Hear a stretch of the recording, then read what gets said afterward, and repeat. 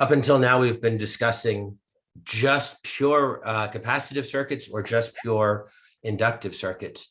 And so the methods you've been using to solve these problems up until now and with the homework has been either pure integration or differentiation, or possibly doing some simplification of capacitors and inductors in series or parallel. The other thing we talked about is what these circuits look like in DC, where even if there are resistors, capacitors look like what, Jacob? Are you talking like an analogy? Like they look like a diaphragm. So capacitors always look like a diaphragm, whether or not they're in a DC circuit or in an AC circuit or things are changing. What simplified thing do they look like, though, in a DC circuit? It's even simpler than a diaphragm. An open? Exactly right. So, yeah. So if you wanted to stay with a hydrodynamic analogy, you could say just a closed, a diaphragm that's closed, that's sealed shut, or in general, the electrical analogy would be exactly that, an open. And similarly, an inductor would look like a short. Okay. Not so when we add RC, not so when we add resistors to the mix. So an overview of what we're going to do in chapter 7 is that we're going to begin, well, it's all going to be about RC or RL circuits. And the fact that we've got only one energy storage device, remember, capacitors store energy in an electric field, inductors store it in a magnetic field. And the fact we've only got exactly one capacitor or one inductor means we will call this a first order circuit. And it turns out these are incredibly common in actual engineering. And we're going to investigate them in two different ways. We're going to look at firstly what they're made of. And so the sources we're going to consider are going to be either voltage or current sources, and they're going to be described as functions. So something like maybe e to the minus 2t, things that are changing. They might have steps. This is a new function we're going to consider. We call it steps u of t's, and they're graphed like this. They're 0 for time less than 0, or they're 1 for time greater than 0. So 0 for time less than 0, or 1 for time greater than 0. And then last, we're going to talk about sources that have switches in them.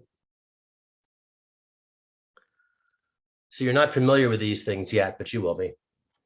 And then for components,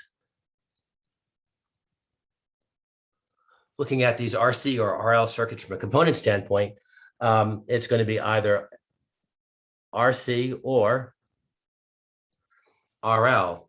Maybe it'll have multiple resistors, but then you can simplify them down into one. Maybe it'll have multiple capacitors, but you can simplify them down into one.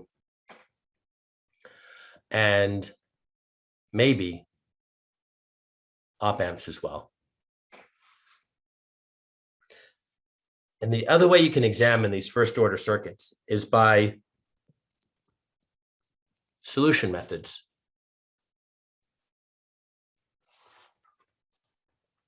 And there's two.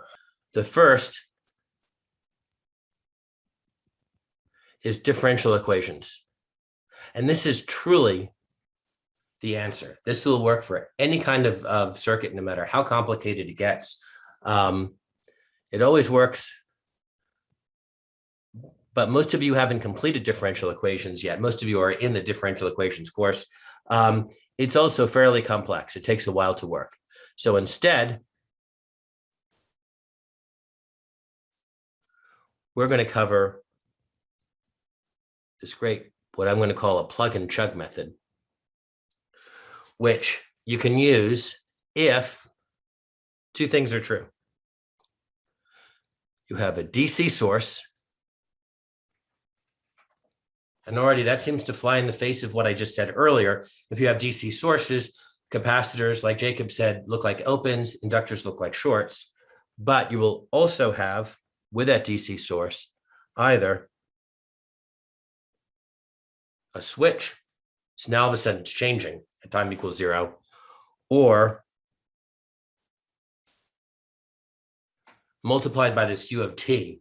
So the DC source will look like 0 for time less than 0, or bump up to its DC value at time equals 0.